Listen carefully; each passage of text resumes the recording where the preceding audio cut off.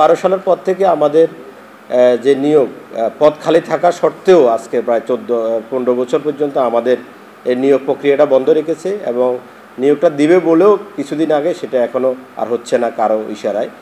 আরেকটা বিষয় হচ্ছে যে আমাদের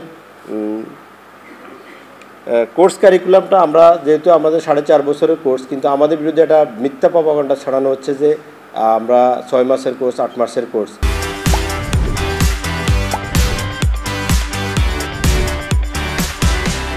কিন্তু আমরা চাচ্ছি যে রাষ্ট্রীয়ভাবে আমাদের 4.5 বছর যে ডিপ্লোমা কোর্সটা সেটা যাতে আনুষ্ঠানিকভাবে স্বীকৃতি লাভ করে। আর আমাদের প্রতিষ্ঠানে যেই নাম পরিবর্তনের যে আন্দোলন চলতেছে, যে আগে আমাদের মেডিকেল অ্যাসিস্ট্যান্ট ট্রেনিং স্কুল ছিল, সেটা এখন আমরা মেডিকেল ইনস্টিটিউট হিসেবে আমরা চাচ্ছি।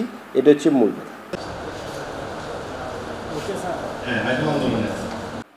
Bangladesh diploma medical private practitioners association ও সাধারণ সংসদে পাশ হল, তাহলে আমরা কি নেই? আমাদের বক্তব্য পোস্টে আছে, তো সে রুগী দেখার তো রাইট, তো তাকে আলাদা একটা আদেশ সে ডিসপেন্স করবে।